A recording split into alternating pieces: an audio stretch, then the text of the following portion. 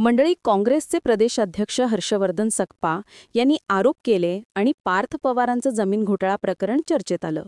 आणि काही वेळातच अजित पवारांना राजीनामा द्यायला लागतोय की काय अशी परिस्थिती निर्माण झालेली असतानाच अचानक एक बातमी येऊन धडकते. पार्थ पवार यांनी त्यांच्यावर झालेला आरोपाचा व्यवहार रद्द करण्याचा निर्णय घेतलेला आहे.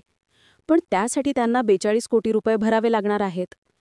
आता प्राथमिक लेवलला हे प्रकरण आपल्याला इथेच मिटतंय किंवा शांत होतंय असं वाटत असलं तर यासाठी आपल्याला विरोधकांच्या हालचालीकडे लक्ष ठेवावंच लागणार आहे. कारण ते हे प्रकरण किती लावून धरतायत, कोणते नवे खुलासे करतायत, यावर बऱ्याच गोष्टी अवलंबून असणार आहेत. पण या सगळ्यात एक गोष्ट मात्र केंद्रस्थानी आलीये आणि ती म्हणजे पवार घराणं आणि त्यांच्या भोवती फिरणारी सत्ता आणि अर्थकारणाची सगळी समीकरणं. त्यातही खास करून पवारांच्या संपत्तीचं गूढ. पवारांना कुठून कुठून उत्पन्न मिळतं, पवार कुटुंबाकडे किती एकर जमीन आहे, एकूणच त्यांच्याकडे किती पैसा आहे, त्यांच्याकडे किती कंपन्या, संस्था आहेत, याबाबतही अनेकांना उत्सुकता असते. आता काही जणांचे याबाबत अंदाजसुद्धा आहेत. कोण म्हणतं पवारांकडे इतका पैसा आहे, तर कोण म्हणतं पवारांची इथे इथे जमीन आहे.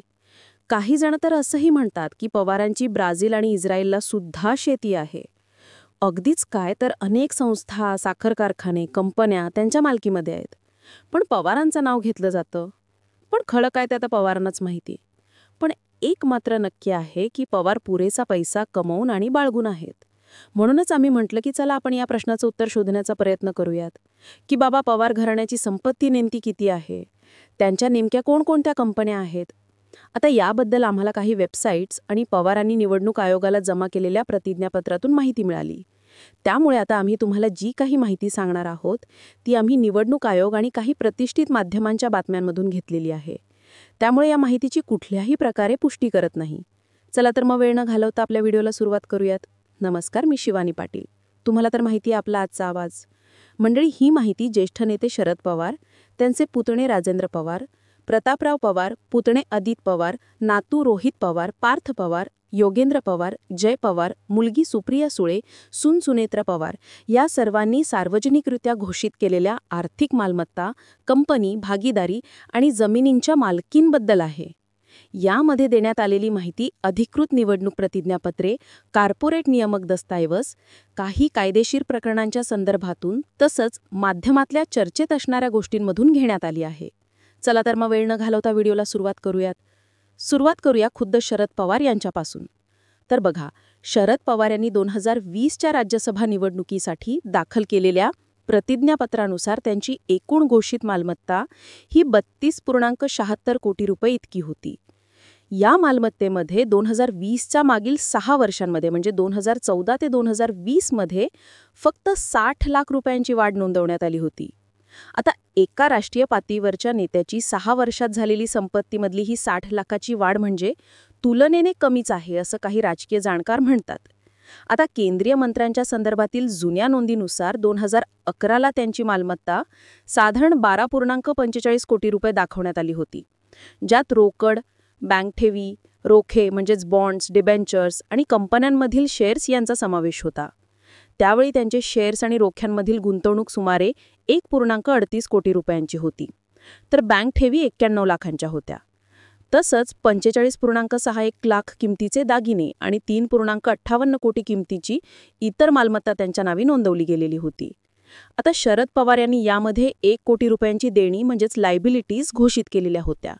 आता लायबिलिटीज म्हणजे मराठीत सांगायचं तर देणी किंवा दायित्व, म्हणजे एखादी व्यक्ती किंवा कंपनीची असलेली आर्थिक किंवा कायदेशीर जबाबदारी किंवा देणी जी भविष्यात पैसे, वस्तू किंवा सेवांच्या स्वरूपात फेडावी लागते. सोप्या भाषेतच सांगायचं झालं तर दायित्व म्हणजेच तुम्हाला इतरांना देणे असलेले पैसे किंवा जबाबदाऱ्या असतात. पण आता मंडळी, तुम्हीच सांगा, शरद पवार यांच्या एकूण राजकीय कारकिर्दीच्या तुलनेत त्यांची सार्वजनिकरित्या घोषित केलेली संपत्ती हीच खरी संपत्ती असेल का? आता याबद्दल आम्हाला तरी इतकीच माहिती मिळाली आणि ही गोष्ट तर सगळ्यांना माहिती आहे की राजकीय नेत्यांना त्यांची संपत्ती ही प्रतिज्ञापत्रात घोषित करावी लागत असल्यामुळे त्यांना आपली प्रॉपर्टी इतरांच्या नावे ठेवून डिस्ट्रीब्यूट म्हणजेच वितरित करावी लागते. आता आपण पवार घराण्यातल्या अजून एका महत्त्वाच्या व्यक्तीच्या संपत्तीकडे जाऊयात, अर्थातच शरद पवारांचे पुतणे अजित पवार यांच्या. तर बघा मंडळी, उपमुख्यमंत्री अजित पवार यांची घोषित संपत्ती पवार कुटुंबातल्या राजकीय नेत्यांमध्ये सर्वात जास्त आहे. त्यांच्या आत्ताच्या निवडणूक आयोगाला जमा केलेल्या उपलब्ध प्रतिज्ञापत्रानुसार त्यांची एकूण घोषित मालमत्ता ही सुमारे 127.60 कोटींच्या घरात आहे. त्याचवेळी त्यांनी सुमारे 17.09 कोटींची देणी घोषित केली आहे. यापूर्वीच्या एका नोंदीनुसार त्यांची देणी 21.39 कोटी रुपये इतकी होती. आता अजित पवार यांच्या घोषित संपत्तीची वाढ त्यांच्या राजकीय कारकिर्दीत किती वेगाने झाली हे त्यांच्या निवडणूक प्रतिज्ञापत्रांमधून स्पष्ट होतं. कारण 2004 मध्ये त्यांची घोषित संपत्ती केवळ 3.99 कोटी होती, जी 2009 मध्ये जाऊन 10.78 कोटी झाली आणि 19 मध्ये तर 75-78 कोटी रुपये झाले. आता 2 दशकांच्या कालावधीत ही संपत्ती सुमारे 32 पटीने वाढवून 2024 मध्ये 127 कोटीहून अधिक झाली आहे. 2004 ला 3.99 कोटी, 2009 ला 10.78 कोटी, 19 मध्ये 75 कोटी आणि आत्ताच्या घडीला 127.60 कोटी रुपये संपत्ती त्यांनी घोषित केली आहे. आता नंतर तिसरा नंबर आहे पवार घराण्यातील तिसऱ्या प्रभावी राजकीय नेत्याचा, अर्थातच शरद पवारांचे नातू असणारे आणि अजित पवारांचे पुतणे असणारे रोहित पवार यांचा. रोहित पवार यांची घोषित मालमत्ता सुमारे 106.26 कोटी रुपये इतकी असून त्यांची देणी अत्यंत कमी म्हणजेच 3 लाख रुपयांचे आहेत. रोहित पवार यांच्या एकूण चल म्हणजेच जंगम मालमत्ता म्हणजेच मूव्हेबल असेट सुमारे 55.66 कोटी रुपयांचे आहेत. तर चल मालमत्ता म्हणजे काय माहीत नसेल तर चल मालमत्ता म्हणजे अशी मालमत्ता असते जी एका वर्षाचा आत किंवा एका आर्थिक वर्षात रोखीत रूपांतरित केली जाऊ शकते किंवा वापरली जाऊ शकते. या मालमत्ता सहसा सहजपणे हलवता येणाऱ्या असतात, जसं की रोख रक्कम, शेअर्स, रोखे किंवा वस्तू आणि ग्राहकांकडून येणे बाकी असलेली रक्कम. या उलट अचल मालमत्ता म्हणजेच स्थावर जमीन आणि त्यासोबतची कायमस्वरूपी जोडलेली वस्तू, ज्या सहजासहजी तुम्हाला हलवता येत नाहीत. आता चल मालमत्तेमध्ये रोहित पवारांकडे कंपन्यांमधल्या रोखे, डिबेंचर्स आणि शेअर्समधले सुमारे 11 कोटींच्या गुंतवणुकीचा समावेश आहे. आता त्यांची एकूण अचल मालमत्ता म्हणजेच इमूव्हेबल प्रॉपर्टी म्हणजेच स्थावर मालमत्ता सुमारे 55.58 कोटीची घोषित करण्यात आली आहे. आता रोहित पवार यांच्या स्थावर मालमत्ता त्यांच्या बारामती आणि पुणे परिसरातल्या कृषी आणि बिगर कृषी जमिनीचं प्रमाण भरपूर आहे.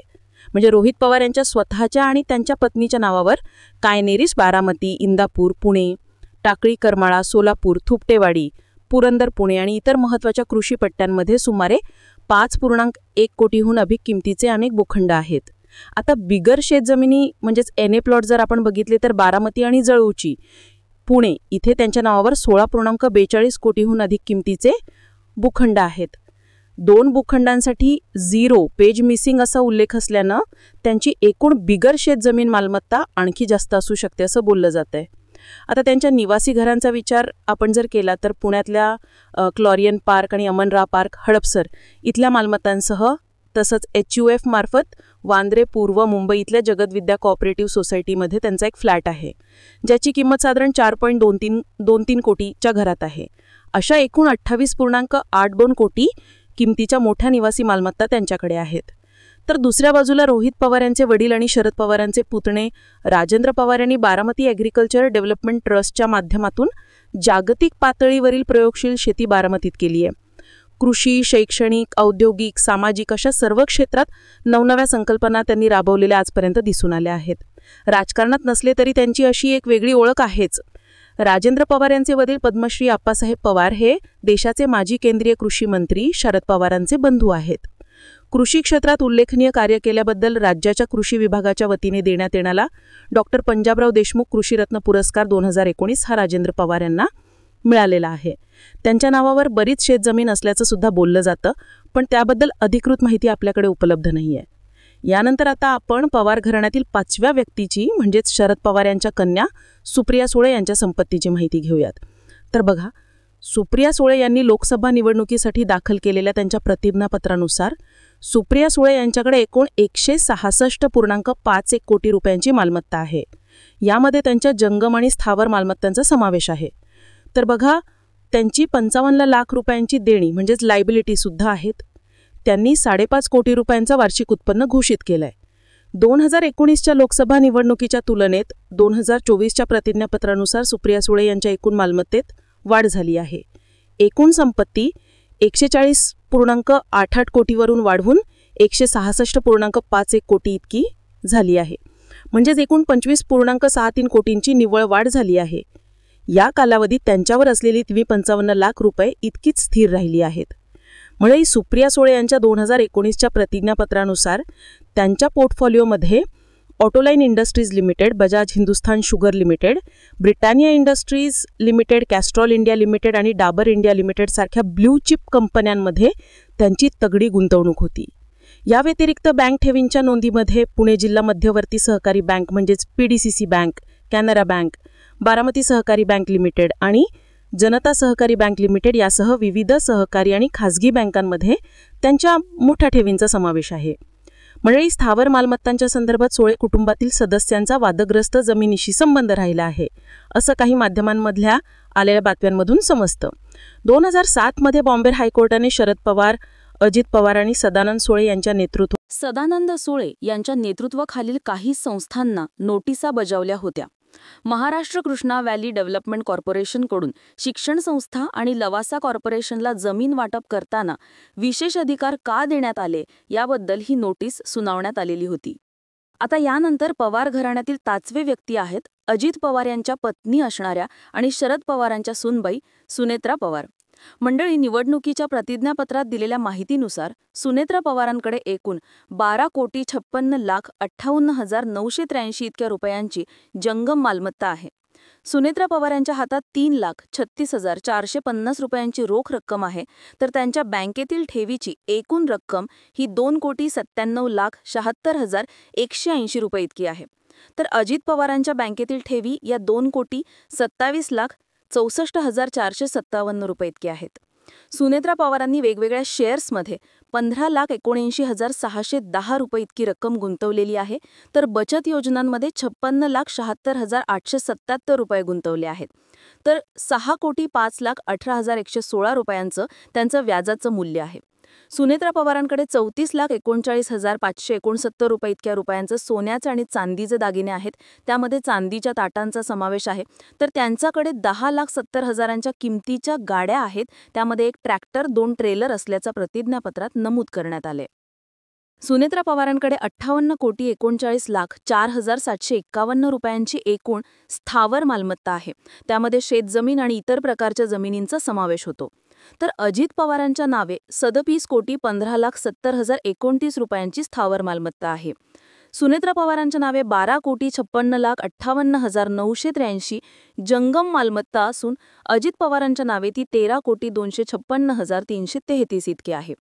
सुनेत्रा पवार यांच्या नावे 12,01,37,400 रुपये कर्ज आहे, तर अजित पवारांवर 4,74,31,239 रुपये कर्ज आहे. आता यानंतर पुढचा नंबर आहे अजित पवारांच्या 2 मुलांचा, म्हणजेच पार्थ आणि जय पवार यांचा. त्यातल्या पार्थ पवार यांनी त्यांच्या प्रतिज्ञापत्रात त्यांच्याकडे सुमारे 3,1970 कोटी रुपयांची जंगम मालमत्ता असल्याचं नमूद केलेलं होतं. यामध्ये बँक ठेवी, ट्रॅक्टर, मोटरसायकल आणि ट्रेलर यांचा समावेश आहे. विशेष म्हणजे त्यांच्याकडे कोणतीही कार असल्याचा उल्लेख प्रतिज्ञापत्रात आहे. पार्थ पवार यांनी आपल्याकडे सुमारे 16,42 कोटी रुपयांची स्थावर मालमत्ता असल्याचं म्हटलं होतं.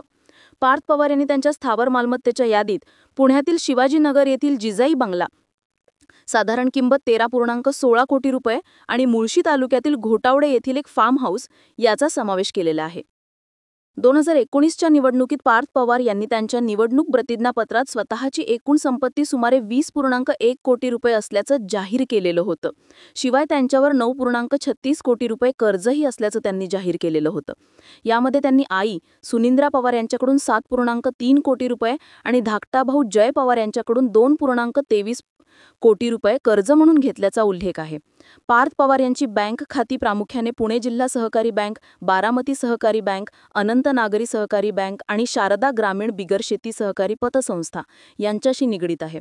पार्थ पवारांनी सादर केलेल्या प्रतिज्ञापत्रात त्यांनी शरद पवार यांना 50 लाख रुपये आणि सुप्रिया सुळे यांना 20 लाख रुपये कर्ज स्वरूपात दिल्याचा उल्लेख आहे.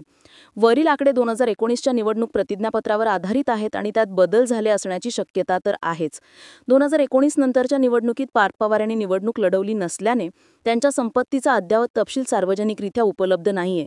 पण आता पार्थ पवार यांची ॲमेडिया कंपनीतील भागीदारी सुद्धा समोर आलेली आहे. आता अजित पवार यांचे दुसरे चिरंजीव जय पवार यांच्या संपत्तीबद्दलची माहिती अधिकृतरित्या मिळालेली नाहीये, पण माध्यमांमधल्या काही बातम्यांनुसार त्यांच्या नावावर सुद्धा बऱ्याच ठेवी आणि जमिनी आहेत. माध्यमात आलेल्या माहितीनुसार 2023 पर्यंत खरं तर जय पवार हे आपल्या कुटुंबाचा दुबईमध्ये असणारा व्यवसाय सांभाळत होते, पण त्यानंतर ते इकडे आले आणि त्यांनी सक्रिय राजकारणात प्रवेश केला. येणाऱ्या नगरपालिका निवडणुकीमध्ये सुद्धा त्यांच्या नावाची चर्चा केली जाते आहे. त्यानंतर पवार घराण्यातील तुडचे नेते आहेत ते म्हणजे शरद पवार यांचे नातू असणारे योगेंद्र पवार. मंडळी, योगेंद्र पवार यांच्याकडे तब्बल 72 कोटी रुपयांपेक्षा अधिकची मालमत्ता असल्याचं त्यांनी उमेदवारी अर्जाबरोबर दाखल केलेल्या प्रतिज्ञापत्रातून समोर आलं आहे. त्यांच्यावर 22 कोटींचं कर्ज असून त्यामध्ये वडील श्रीनिवास पवार यांच्याकडून 6,82,40,00,000 रुपयांचं कर्ज घेतल्याचा उल्लेख आहे. प्रतिज्ञापत्रात नमूद केल्याप्रमाणे योगेंद्र पवार यांच्या नावे शरयू सिक्युरिटी सर्व्हिस सदानंद सुळे यांच्या नेतृत्वाखालील काही संस्थांना नोटिसा बजावल्या होत्या. महाराष्ट्र कृष्णा व्हॅली डेव्हलपमेंट कॉर्पोरेशनकडून शिक्षण संस्था आणि लवासा कॉर्पोरेशनला जमीन वाटप करताना विशेष अधिकार का देण्यात आले याबद्दल ही नोटीस सुनावण्यात आलेली होती. आता यानंतर पवार घराण्यातील 5वे व्यक्ती आहेत अजित पवार यांच्या पत्नी असणाऱ्या आणि शरद पवारांच्या सुनबाई सुनेत्रा पवार. मंडळी, निवडणुकीच्या प्रतिज्ञापत्रात दिलेल्या माहितीनुसार सुनेत्रा पवारांकडे एकूण 12,56,58,983 इतक्या रुपयांची जंगम मालमत्ता आहे. सुनेत्रा पवारांच्या हातात 3,36,450 रुपयांची रोख रक्कम आहे, तर त्यांच्या बँकेतील ठेवीची एकूण रक्कम ही 2,97,76,180 रुपये इतकी आहे. तर अजित पवारांच्या बँकेतील ठेवी या 2,27,64,457 रुपये इतक्या आहेत. सुनेत्रा पवारांनी वेगवेगळ्या शेअर्समध्ये 15,79,610 रुपये इतकी रक्कम गुंतवलेली आहे, तर बचत योजनांमध्ये 56,76,877 रुपये गुंतवले आहेत. तर 6,05,18,116 रुपयांचं त्यांच्या व्याजाचं मूल्य आहे. सुनेत्रा पवारांकडे 34,39,569 रुपये इतक्या रुपयांचे सोन्याचे आणि चांदीचे दागिने आहेत. त्यामध्ये चांदीच्या ताटांचा समावेश आहे, तर त्यांच्याकडे 10,70,000च्या किमतीच्या गाड्या आहेत. त्यामध्ये 1 ट्रॅक्टर, 2 ट्रेलर असल्याचं प्रतिज्ञापत्रात नमूद करण्यात आले. सुनेत्रा पवारांकडे 58,39,04,751 रुपयांची एकूण स्थावर मालमत्ता आहे. त्यामध्ये शेतजमीन आणि इतर प्रकारच्या जमिनींचा समावेश होतो. तर अजित पवारांच्या नावे 37,15,70,029 रुपयांची स्थावर मालमत्ता आहे. सुनेत्रा पवारांच्या नावे 12,56,58,983 जंगम मालमत्ता असून अजित पवारांच्या नावे ती 13,02,56,033 रुपये इतकी आहे. सुनेत्रा पवारांनी वेगवेगळ्या शेअर्समध्ये 15,79,610 रुपये इतकी रक्कम गुंतवलेली आहे, तर बचत योजनांमध्ये 56,76,877 रुपये गुंतवले आहेत. तर 6,05,18,116 रुपयांचं त्यांच्या व्याजाचं मूल्य आहे. सुनेत्रा पवारांकडे 34,39,569 रुपये इतक्या रुपयांची सोन्याचे आणि चांदीचे दागिने आहेत. त्यामध्ये चांदीच्या ताटांचा समावेश आहे, तर त्यांच्याकडे 10,70,000च्या किमतीच्या गाड्या आहेत. त्यामध्ये 1 ट्रॅक्टर, 2 ट्रेलर असल्याचं प्रतिज्ञापत्रात नमूद करण्यात आलंय. सुनेत्रा पवारांकडे 58,39,04,751 रुपयांची एकूण स्थावर मालमत्ता आहे.